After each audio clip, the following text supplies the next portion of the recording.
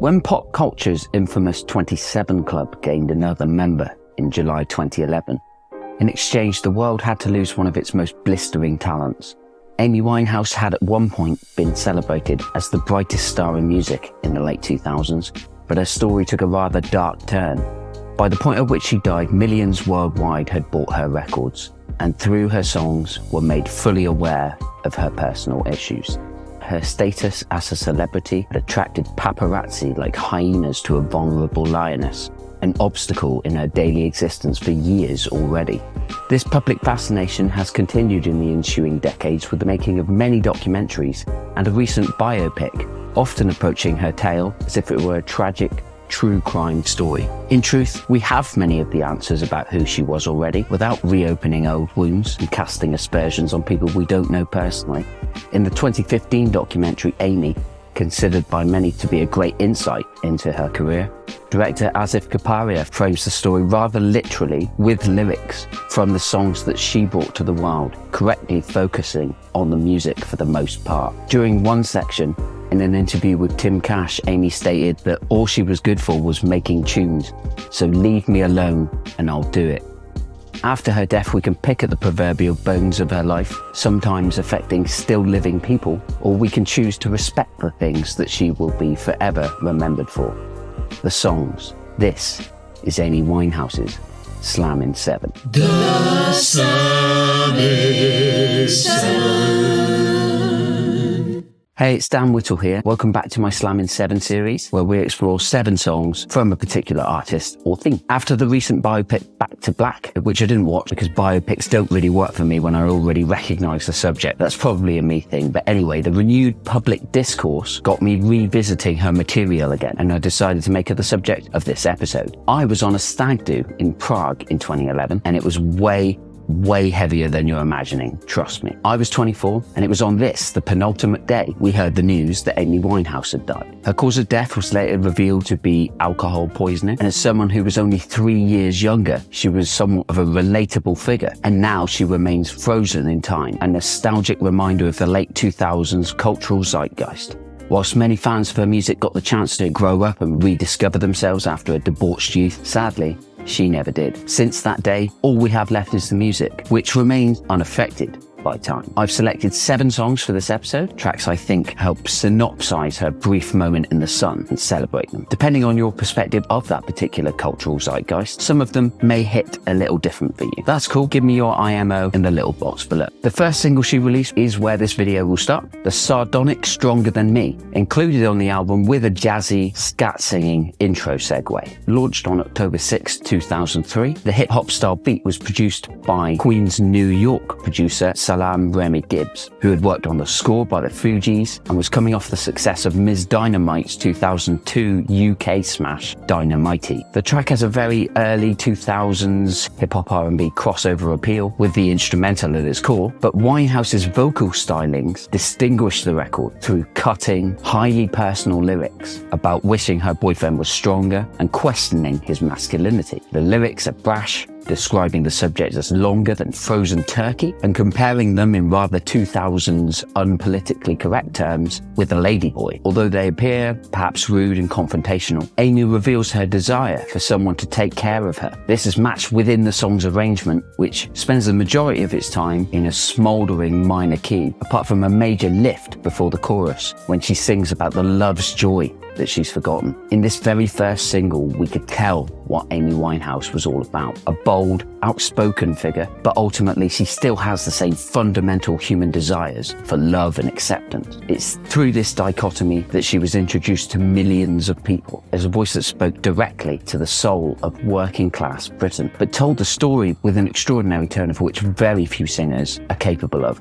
Perhaps my favourite Amy Winehouse single was one of the lowest charting, reaching number 57 in the UK, although she was yet to capture the mainstream appeal she would later achieve for her sophomore record. All the elements were fully on display from the beginning. This song tells the tale of Amy making a final visit to an unfaithful partner to collect the last of her belongings. The lyrics describe the scene from the screaming neighbours to the contents of the box itself, the album taking its title from her collection of Frank Sinatra records in it, as well as a Moschino bra that was bought last Christmas. the song is littered with these personal details, which give the song so much more realism as we get to find out about Amy's personal effects as well as her emotional state. Her soul is completely bared on this track, and although she told Dutch radio that she was not happy with the enforced choice to include synthetic strings on the cut, the music holds up remarkably well, mostly through wonderful bass, piano, and organ playing courtesy of Luke Smith, who had previously recorded with the likes of George Michael and Roy Ayers. The chords are actually introduced on the album following Moody's Mood for Love in the form of a saxophone-led instrumental segue, and unlike Stronger Than Me, Take the Box does not contain many contemporary pop elements, but instead stands tall as a classic soul ballad that could have been recorded at any time in the last 60 years. Haunting, identifiable, and soul-wrenching, songs really do not get much better than this. Released as a double A-side with Fuck Me Pumps in August 2004, the next song on tonight's list is Help Yourself. With a more laid-back tempo and a memorable horn riff, producer Jimmy Hogarth gives Amy's vocals space to breathe again, as is the key with most of the material on that first album. Amy writes about trying to empathize with her lover, but recognizing that she won't be able to help him unless he helps himself. Whilst there are more dynamic recordings on Frank, with wonderful songs like You Sent Me Flying and Mr. Magic Through the Smoke, to give just two examples. The reason this song makes tonight's list is purely due to the lyrical themes. Upon her passing 8 years later, the message of self-care and empathy that form the basis for this track are simply imbued with a sense of irony now. The very fact that this was the final single in this period of her career before the success and before the celebrity recognition carries with it a sort of unknowing prescience about stopping a spiral whilst something can still be done about it, which is of course the saddest thing about the end of her story. After the success of Frank, she struggled to make a swift follow-up. 3 turbulent, substance-filled years would pass before Salaam Remi got her into his home studio in the States, and they began to put down the bass recordings for what would go on to become Back to Black. The first single was perhaps her poppiest single, the Grammy-winning Rehab, but it's the next one that I want to draw attention to in this list. You Know I'm No Good was released in 2 versions in 2006. There's the album version from Back to Black, but it was also remixed to appear on the second album that year for the Wu-Tang Clan's Ghostface Killah, and it's this version that I would like to focus on. The instrumental's the same as the original version, produced by Mark Ronson, with whom she'd collaborated for the first time on this project. Although the hip-hop beat is present, much as Frank fans would be accustomed to, the music is much more reminiscent of 1960s pop and Motown. This allowed her fragility to shine with incredible melody through the beautiful arrangements. Before her death, she told Salaam Remi on the phone that she wanted to record, in her own words, Wu-Tang battle raps that she'd been writing. This may well have been inspired by the decision to let Ghostface Killah remake the track for his More Fish album. His verses appear throughout the song as if it were in the style of a Wu-Tang battle, and it feels as naturally close to that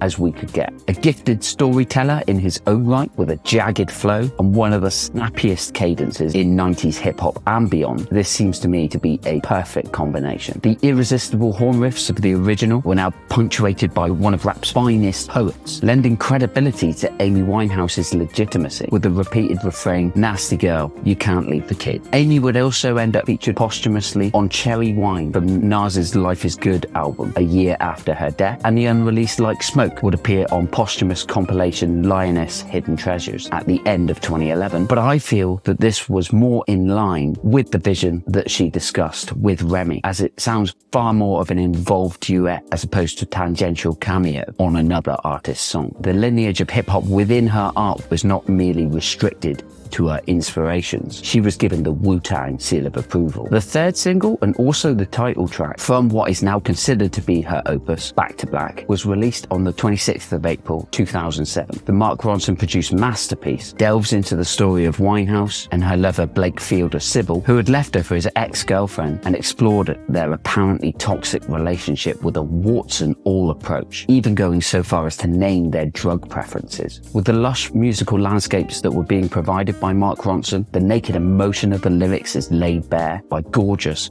smoky vocals that overflow with yearning as she soulfully howls, "We only said goodbye with words. I died 100 times. You go back to her and I go back to black." It's really powerful. The new musical directions taken on this record to polish the more scattergun approach of Frank really heals these later singles from the weathering of age. Yet via her use of profanity in her matter-of-fact description of what her ex-partner was doing with his lower regions, she had not compromised who she was whatsoever, still able to convey her pain through quotidian language and colloquialisms, but now with a tight band meshing it with a slice of classic pop from a bygone era. And most importantly, she had not lost her authenticity. The next track and single took this a step further by taking a Motown classic and simultaneously paying homage whilst keeping very much on brand for Amy's art. Tears Dry on Their Own takes the classic soul of Ain't No Mountain High Enough and reimagines it as another tale from Winehouse's wheelhouse. F-bombs, unhealthy attachment issues, and allusions to substance dependency litter the verses. However, much like the Marvin Gaye and Tammy Terrell fabric that it is woven from, its chorus is triumphant with the hope that's contained in the titular phrase, her tears will dry on their own. The subject himself is given much power in the song as he's able to take the day away when he leaves, and she's left to feel sad, but one can't help but feel that she is buoyed on by the realization that her tears will dry, which is helped by the music, very faithful to the Ashford and Simpson penned 1967 classic. It's a wonderful example of how contemporary artists can build on something from history that is much revered and still have something to say without replacing the original. It's not a mindless sample or a needless cover. It's building on her love of music to effectively communicate her own writing. Before the next single was released, Mark Ronson's own album Version came out, on which Amy recorded vocals for a better than the original cover version of the Zootons' Valerie, which was the highest single success of her career, reaching number 2. We did not get a lot else other than collaborations with Sugar Babe Mutya and her own idol Tony Bennett, but the final single released from Back to Black was sent out in December 2007. Love is a losing game is the lingering note that we are left with, but what a sublime statement it is. Named as one of George Michael's selections for BBC4's Desert Island Discs and performed with Prince on the final night of his 21 Nights in London 2007 Earth Tour, it is a travesty that it only reached number 33 on the UK singles chart. Another Ronson production, with Winehouse providing underrated rhythm guitar, as she had on many of her tracks, but instead of the usual personal lyrics, we're confronted with a stream of idioms for the despair that she feels, talking about futile odds, losing hands, and fates resigned. It's almost as if she'd given up trying to make sense of her own struggles and is gripped by a more general sense of helplessness that spoke to her on a grander level. We would of course never find out if this was true, as she would pass away at the cruel age of 27 at her home in Camden, never able to demonstrate how she would have picked apart these dilemmas in any subsequent work. These selections may not be everyone's favourites, but you can let me know your choices from this sorely missed icon in the comments below. Go to cacophonysessions.com where you can find the playlist linking to all of the tracks from this video on Apple Music and Spotify, as well as all our other content. Amy Winehouse lived by her art, just as she died trying to understand herself through it, laying herself prone on the pages of her lyrics and in the notes of her idiosyncratic vocal performances. That's all she ever asked to be remembered for. But tragedy's not all there is to it. Whilst we lament her absence from our lives, we can look back and examine what made her so dear to us and try to build a world with more support for artists and fans of music all over the world that are facing their own demons right now. I'm Dan Whittle, and thanks for watching this episode of The Slammin' 7. Party responsibly and stay funky.